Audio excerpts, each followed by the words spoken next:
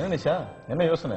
இல்ல வேஷ்டிய பத்தி ஒரு ரெஃபரன்ஸ் இருக்கு, அது எப்படி சொல்லலாம்னு யோசிச்சுட்டு இருக்கேன். வேஷ்டியா? இது தமிழனுடைய உடை அப்படின்னு சொல்ல வேண்டியது தானே? அப்போ நீ தமிழன் இல்லையா? செட் ஆகல. சரி ஓகே, வேஷ்டி வந்து கம்பீரத்தின் அடையாளம் அப்படி சொல்லலாம்ல? அதெல்லாம் இருக்கட்டும், நீ ஏன் வேஷ்டி கட்டுறது இல்ல? நான் எப்போ ஃப்ரீயா இருக்கணும் அப்ப வேஷ்டி கட்டிப்பேன். ஏன்? ஏன்னா ஃப்ரீயா இருக்கிற நேரத்துல வேஷ்டி கட்டுறதே எனக்கு வேலையா இருக்கும். அப்படி கட்டி பிராக்டிஸ் பண்ணிட்டு இருக்கிறப்போ எப்படிதான் அந்த வழக்கம் வந்தது அப்படின்னு யோசிப்பேன். அப்ப இதே தானே வெண்ணிராடை மூர்த்தி சாருக்கும் தோணி இருக்கும். ஓ, ஏன் இந்த வழக்கத்துல நீங்க இதான் டாபிக்கா? மூர்த்தி சார், நீங்களே சொல்லுங்க. அன்புள்ள சன் டிவி நேயர்களுக்கு வணக்கம். காலையில நான் சன் டிவிக்கு வந்துகிட்டு இருக்கிற போது ரோட்ல 2 பேர் கத்திக்கிட்டே சண்டை போட்டுக்கிட்டு இருந்தாங்க. ஒருத்தன் சொல்றான், டேய் நீ வேட்டி கட்டின ஆம்பளையா இருந்தா நேருக்கு நேர் மோதி பாடுறா அப்படின்னா. அதுக்கு இன்னொருத்தன் சொன்னான், வரேன்டா நான் அடிக்கிற அடியில நீ துண்டை காணும் துணியை காணும்னு ஓட போற. ஒருவேளை நீ அப்படி ஓடிட்டா அதுக்கப்புறம் நீ வேட்டி கட்டக்கூடாது, புடவை தான் கட்டணும் அப்படின்னா.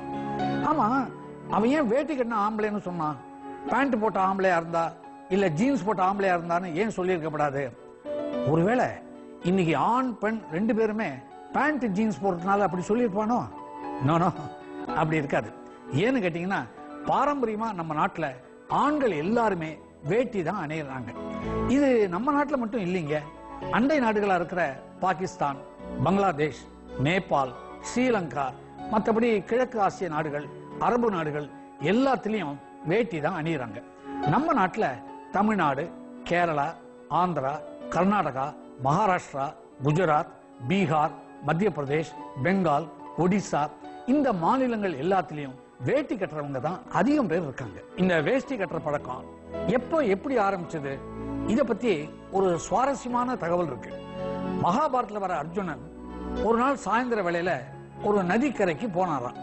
அங்க ஒரு பாறை மேல கலர் கலரா 3 புடவை இருந்துச்சான். ஒருவேளை நதியில குளிச்சுக்கிட்டு இருந்த பெண்கள் தான் மறதியா விட்டுட்டு போயிருப்பாங்களோ அப்படின்னு நினைச்சு அந்த புடவைகளை எடுத்துக்கிட்டு வீட்டுக்கு போனாராம். வீட்டுல அவங்க அம்மா கண்ணை மூடிக்கிட்டு தியானம் பண்ணிக்கிட்டு இருந்தாங்க. அவங்க கிட்ட இந்த புடவைகளை காமிச்சு என்ன செய்யறது அப்படின்னு கேட்டிருக்காரு. உடனே அந்த அம்மா கண்ணை திறக்காம அவர் கொண்டு வந்ததை பார்க்காம, நீ கொண்டு வந்ததை எல்லாம் 5 பாகமா பிரிச்சு நீயும் உன்னுடைய சகோதரர்களும் கட்டிக்குங்க அப்படின்னு சொல்லிட்டாங்க. தாய் சொன்னபடியே அவர் அந்த 3 புடவையும் 5ஆ பிரிச்சு தானும் கட்டிக்கிட்டு தன் சகோதரர்களையும் கட்டிக்க சொன்னாராம். இப்படி இடுப்பு சுத்தி கட்டிக்கிட்டு கவர் பண்றத வடமொழியில வேஷ்டானம் அப்படிம்பாங்க. இந்த வேஷ்டானம் அப்படிங்கிற சொல்லில இருந்து தான் வேஷ்டி, வேட்டி அப்படிங்கிற சொல்லலாம் வந்துச்சு அப்படின்னு சொல்றாங்க. வேஷ்டிய ஒடிசா மொழியில தோத்திம்பாங்க, குஜராத்தில தோத்தியு அப்படிம்பாங்க, அசாமீஸ்ல சுரியா அப்படிம்பாங்க, மலையாளத்துல முண்டு அப்படிம்பாங்க, கர்நாடகால கச்சி பஞ்சி அப்படிம்பாங்க, தெலுங்குல பஞ்சி அப்படிம்பாங்க. சாதாரணமா வேட்டிங்கிறது வெள்ளை நிறத்துல தான் இருக்கும். ஆனா பெங்கால்ல கல்யாணத்தும் போது மாப்பிள்ளை ஆஃப் ஒயிட் கலர்ல தான் வேட்டி கட்டணுமா. அப்புறம் இந்த மஞ்சள் நிற வேட்டி, வெண்ணிற வேட்டி, இதையெல்லாம் திருமணங்களிலோ இல்ல உபநயனத்திலோ கட்டிக்கணும் அப்படின்னு சொல்லப்பட்டிருக்கு. மகாராஷ்டிராலையும் சரி நம்ம நாட்டிலையும் சரி சில கோயில்கள்ல குருக்கள், பூசாரி இவங்க எல்லாரும் சிவப்பு ஆடையை தான் கட்டிக்குவாங்க. அதே போல சன்னியாசிகள் காவி வேட்டி தான் அணிவாங்க. இந்த வேட்டி கட்டுறதுல 2 வகை இருக்குங்க.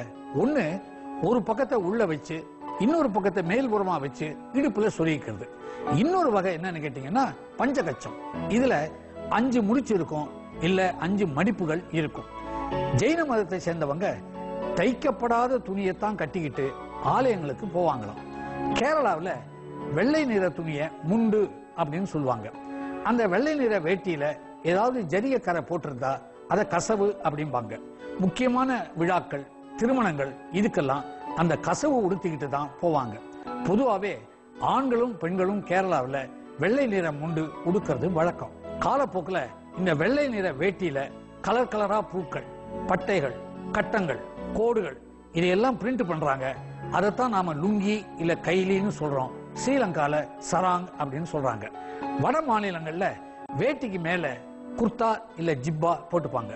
தென் மாநிலங்கள்ல இந்த வேட்டிக்கு மேல சொக்கான்னு சொல்லப்படுற சட்டையை போட்டுக்கிறாங்க. இந்த வேட்டி சட்டையோட கூட மேல அங்கவஸ்திரமோ துண்டோ போட்டுக்கிறதும் உண்டு. பட்டு வேஷ்டி போட்டுக்கிட்டா பட்டு அங்கவஸ்திரம், ஜரிகை வேஷ்டி போட்டுக்கிட்டா ஜரிகை அங்கவஸ்திரம், இப்படி போட்டுக்கிட்டு சில பேர் காட்சி கொடுக்குறாங்க. இன்னும் சில பேர் இந்திய கலாச்சாரத்துக்கும் மேலை நாட்டு கலாச்சாரத்துக்கும் தொடர்பு இருக்கணும் அப்படின்னு நினைச்சுக்கிட்டு பேண்ட் ஷர்ட்டுக்கு மேலேயோ இல்ல சூட்டுக்கு மேலேயோ அங்கவஸ்திரத்தை தொங்க விட்டுக்கிட்டு போறதும் உண்டு. இன்னைக்கு உள்ள நாகரிக உலகத்துல வீட்டுக்கு வெளியே போற யாருமே வேட்டி போட்டுக்கிட்டு போறது கிடையாது. ஆனா வீட்டுல இருக்கும்போது ஒரு சௌரியத்துக்காக வேட்டியோ இல்ல லுங்கியோ அணியறது உண்டு. நம்முடைய கலாச்சாரத்தை விட்டு கொடுக்க கூடாது அப்படிங்கிற நோக்கத்துல அமைச்சர்களும் அரசியல்வாதிகளும் வெள்ளை வெள்ளையர்னு வேட்டியும் சட்டையும் போட்டுக்கிட்டு மேல வெள்ளை துண்டை போட்டுக்கிட்டு போறாங்க. அதை தவிர இந்த கர்நாடக இசை கலைஞர்கள், ஆண் டான்ஸ் மாஸ்டர்கள், கவிஞர்கள், எழுத்தாளர்கள் இவங்க எல்லாரும் வேட்டிக்கு மேல ஜிப்பா போட்டுக்கிறதும் உண்டு. இந்த தோத்திய ஆப்பிரிக்கால உள்ள சொமாலியா நாட்டில தான் அதிகமாக உபயோகப்படுத்துறாங்க.